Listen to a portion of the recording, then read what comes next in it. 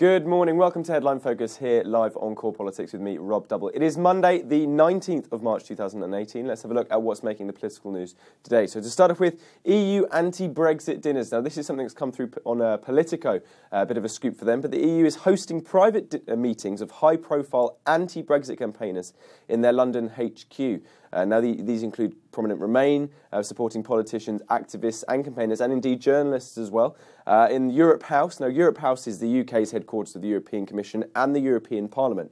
Now they're organised apparently via private email. They include Alistair Campbell, Best for Britain's Chief Executive Eloise Todd, the Lib Dems Tom Brake and Sarah Olney, former YouGov pollster Peter Kellner, Article 50 campaigner Gina Miller, New European editor Matt Kelly. So you can see a massive range of people reported to be in attendance of this group. What is they're seen to be doing is having the central pillar of the fight against Brexit, or at least a hard Brexit. Now, this also shows, as Politico is saying in their report as well, showing that the anti-Brexit or the soft Brexit campaign is very much gaining a single-pillared approach. They're all unifying under one single group with a single momentum towards achieving the goal of a soft or a reversed Brexit. Particularly important in the next few months going into the final negotiations and also the final Brexit deal and the vote Westminster will have in it, and indeed the European institutions will have on it as well.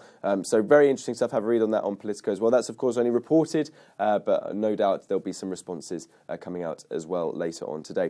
Next up, Theresa May, the Prime Minister, is making a big speech in Birmingham today as part of her effort to keep on playing with her burning injustices agenda. Remember, she said that on the steps of 10 Downing Street when she first became Prime Minister.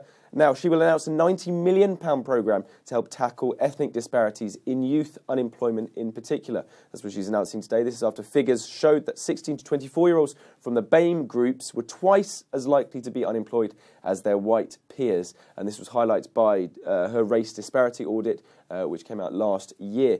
So, again, this is surprising because it hasn't actually got much coverage amongst the UK press today. They've very much seen this as a bit of a non-story. However, this is nonetheless an attempt by the Prime Minister to develop her policy agenda beyond just delivering Brexit and indeed dealing with the political crises of the last few weeks, particularly in terms of Russia and the alleged nerve agent attack in Salisbury. Finally, as we mentioned Russia, let's go on to the next and final story, which is that Vladimir Putin has won his presidential election yesterday, and he will lead Russia for another 6-year term. So we will be seeing Vladimir Putin as president of Russia for another 6 years. At least he claimed, and this is the interesting element, that his struggling underdog campaign has been bolstered largely thanks to Britain.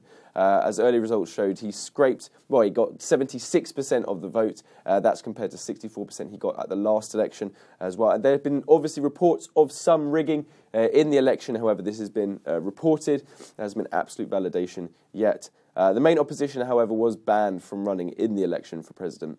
Now, the interesting, though, in what might happen now, Vladimir Putin has, of course, now been bolstered in his position as president, and therefore, perhaps will start making some more assertive action as the president of Russia. This could mean strengthening ties with allied governments in the EU, such as Hungary, and further developing relationships with single nations within the EU. It could mean pushing more into the Middle East. Obviously, Russia has done a lot in terms of peacekeeping and indeed with Syria in terms of Middle East conflict. Or it could heat up the new Cold War of words against the US and indeed its allies such as the UK, as you can see currently going on at the moment in the political environment surrounding the Salisbury nerve agent attack. That's pretty much it for today. You're up to date. Don't forget you can find all the latest on what we're doing here on Core Politics on our Facebook page and Twitter just right here. But from me and all the team here at Core London, have a fantastic start to your week.